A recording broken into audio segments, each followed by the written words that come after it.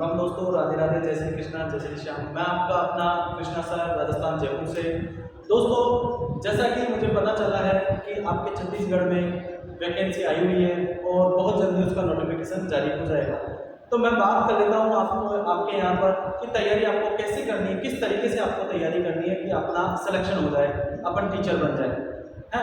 तो तैयारी का हम एक तरीका आपको बता देते हैं, उस तरीकों को आपको ध्यान में रखते हुए आपको तैयारी करनी है। तो सबसे पहले मैं एक छोटा सा एग्जांपल देते हुए आपको बता रहा हूँ कि आप सहायक शिक्षक की तैयारी करो। सहायक शिक्षक की अगर आप तैयारी करोगे तो आपके बाल विकास विषय आएगा। बाल विकास जो विषय है, तो बाल विकास में मैं खुद बाल विकास पढ़ाता हूँ। बाल विकास विषय में आपके सबसे पहली बात आएगी, आपके बाल विकास के सिद्धांत आएंगे, बाल विकास में अवस्थाएं आएंगी, बाल विकास में आपके विकास के नियम आएंगे, बाल विकास में आपके शारीरिक विकास आएगा। तो सिद्धांत कौन कौन से हैं, किस किस ने दिए सिद्धांत को, बाल विकास के बारे में हम पूरा परिचय, एक इंट्रोडक्शन को पढ़ेंगे। उसके बाद में बाल विकास में ही व्यक्तित्व वाला टॉपिक आएगा।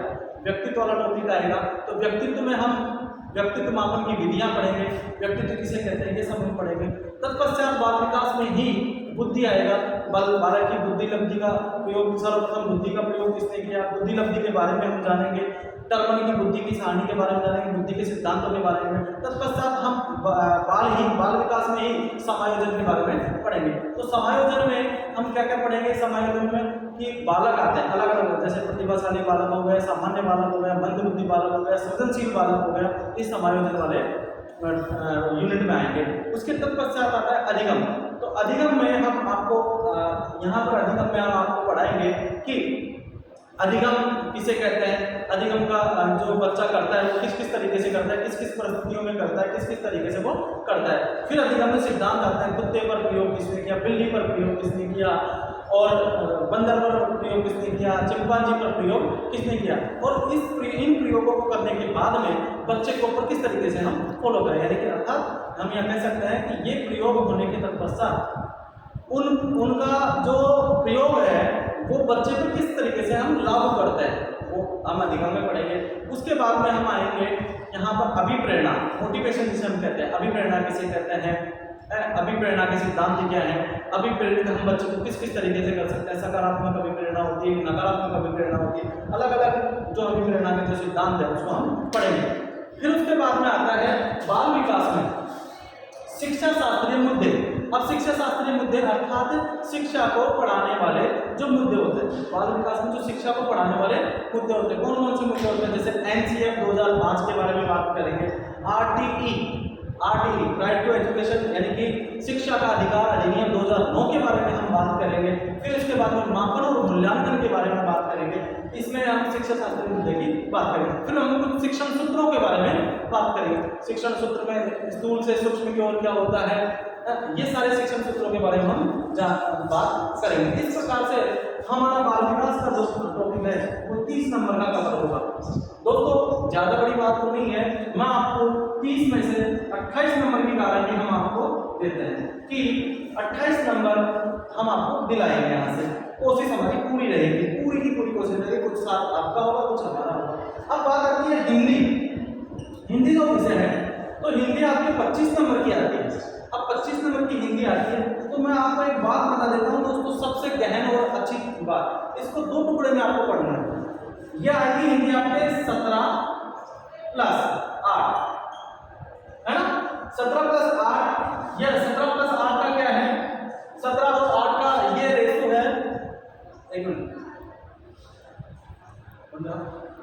बात कर रहा हूँ कि 17 प्लस 8, तो टुकड़ों में कैसे पढ़ना है, क्यों पढ़ना है, मैं बता रहा हूं कि हिंदी में जो आपकी व्याकरण होती है, जो आप हमेशा पढ़ते आए हो शुरू से लेकर अब तक, कौन कौन सी व्याकरण होती है, संधि होता है, समास होता है, आपके क्या नाम से अलग अलग टॉपिक्स होते हैं, व्याकरण से संबंधित जो टॉपिक होते हैं वो आपके 17 नंबर के आएंगे। व्याकरण से संबंधित जो टॉपिक होते हैं वो 17 नंबर के आएंगे। और 8 नंबर, ये जो 8 नंबर है ये आपके शिक्षण विधियां होती है। क्या होती है, शिक्षण विधियां, जिसे हम टीचिंग मेथड कहते हैं। अब शिक्षण विधियों में क्या होता है कि पठन किसे कहते हैं, लेखन किसे कहते हैं, या फिर श्रव्य दृश्य सामग्री क्या होती है, किंडरगार्टन विधि क्या होती है, मारिया मोंटेसरी ने कौन सी पद्धति दी, फ्रोबेल ने कौन सी पद्धति, यानी कि ये जो विधियां हैं, यानी कि हम यहाँ पे सीधा सीधा देखा जाए हम यहाँ कह सकते हैं कि शिक्षण विधि का मतलब होता है हम शिक्षा कार्य कराते हैं, शिक्षण कार्य पढ़ाने का कार्य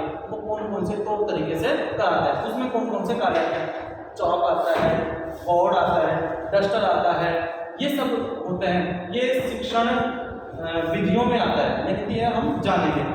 इनको दो टुकड़ों में आपको पढ़ना है, तो आपकी तैयारी सबसे बेटर होगी। बात आती है अंग्रेजी की। अब अंग्रेजी की बात की जाए, वही आपके 17+8, यानी कि मैं आपको बताऊं ये भी आपको 25 नंबर का है। 17+8 की बात की जाए तो 17 नंबर का आपके अंग्रेजी की ग्रामर आएगी।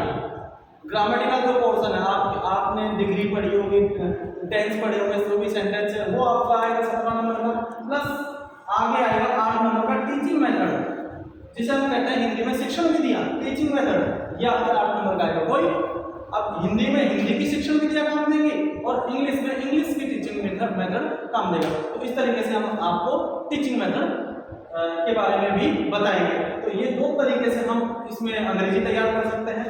बात आती है गणित। अब गणित का जो मामला है इसमें देखा जाए तो 20 नंबर का मामला प्लस 10, 20-10 का रेशो रहेगा, तो रहेगा 20 नंबर का तो आपके लाभ हानि हो गया, आपकी संख्याओं से संबंधित प्रश्न हो गए, संख्याएं किसे कहते हैं, परमेय संख्या किसे कहते हैं, प्रमेय संख्या किसे कहते हैं, घातांक किसे कहते हैं, एलसीएम एफसीएम किसे कहते हैं, ये सब यानी कि छोटे छोटे प्रश्न। बेटा मेरी बात सुन लो ध्यान से, कान खोल के बात सुन लो कि ये जो प्रश्न आएंगे आपके सहायक शिक्षक बनने जा रहे हो, यानी कि वर्ग 3 और वर्ग 3 हमेशा 1 से लेकर 5वीं तक के बच्चों को पढ़ाता है, 1 से लेकर 5वीं तक के बच्चों को। अब 1 से लेकर 5वीं तक के अगर बच्चों को पढ़ाएगा तो आपको कौन सी किताबें पढ़नी है जो अपने गवर्नमेंट स्कूल में चलती है, वो पहली से लेकर 10वीं तक की किताबें पढ़ लो, उसमें सारा मामला क्लियर हो जाएगा। आप वर्ग 1 की तो तैयारी नहीं कर रहे, आप वर्ग 2 की तो तैयारी नहीं कर रहे, आपको 1 से लेकर 5वीं तक के बच्चों को पढ़ाना है। उसके लिए आपको गवर्नमेंट स्कूल की जो किताबें हैं वो 1 से लेकर 10वीं तक की किताबें पढ़ना है। यानी कि आपको यहाँ पर गणित में जो है वो 20 नंबर का आपका गणित का क्वेश्चन तैयार करना है और 10 नंबर की वही टीचिंग मेथड जो शिक्षण विधियां हैं वो आपको तैयार करनी है। ठीक है, ये 10 नंबर का मामला है। तो ये 30 नंबर का हो गया। पर्यावरण की बात कर लेते हैं, वही 20 नंबर का पर्यावरण। अब पर्यावरण में देखा जाएगा तो ये पर्यावरण है, इसमें क्या है कि आपके जो साइंस से संबंधित प्रश्न भी आएंगे, पर्यावरण विज्ञान से रोगों से संबंधित आएंगे, पर्यावरण के बारे में आएंगे, जल प्रदूषण किसे कहते हैं, ध्वनि प्रदूषण, ये सारे प्रदूषण के बारे में आएंगे। तो पर्यावरण 20 नंबर की हो गई। हाँ, इसमें पर्यावरण में भी टीचिंग मेथड आएगा। तो मैं बात कर लेता हूँ यहाँ पे 5 नंबर की जो है वो टीचिंग मेथड आएगी, 5 नंबर की शिक्षण विधियां आएंगी। फिर कंप्यूटर के बारे में, हाँ नया जो युग है, अभी जो वर्तमान युग है वो कंप्यूटर का युग है। आईसीटी यानी कि जो कंप्यूटर की जो टेक्नोलॉजी है, नई जो टेक्नोलॉजी है उसके बारे में आपको जानना है।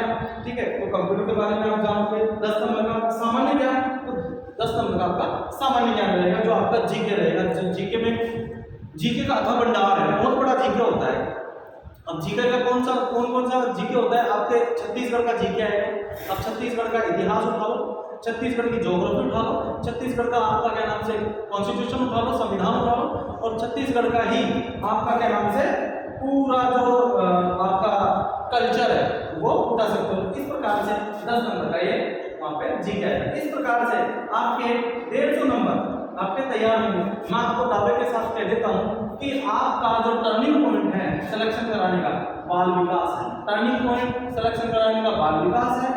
जिसकी गणित अच्छी है वो गणित, यानी कि ये जो 2 सब्जेक्ट हैं ये आपके टर्निंग पॉइंट रहेंगे। तो इस वजह मैं इसलिए कह रहा हूँ आपसे कि बाल विकास आप अच्छे से तैयार करो, गणित अच्छे से तैयार करो, और ये जो टीचिंग मेथड वाले हैं, ये जो टीचिंग मेथड वाले हैं इसे हम कहते हैं शिक्षण विधियां।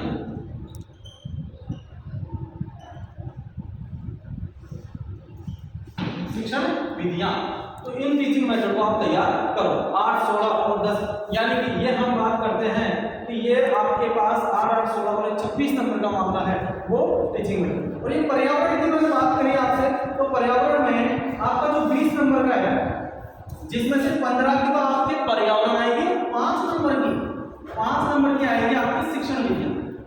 ये 5 नंबर की शिक्षण नीति, इस प्रकार से 20 नंबर का मामला होगा।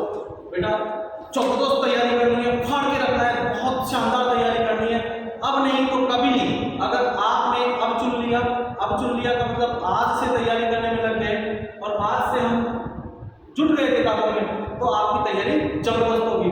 मैं आपको बता देता हूं, मैं बहुत जल्दी आ रहा हूं सचदेवा इंस्टीट्यूट रायपुर भिलाई छत्तीसगढ़ में। सचदेवा इंस्टीट्यूट की तरफ से आपका बहुत बहुत स्वागत है।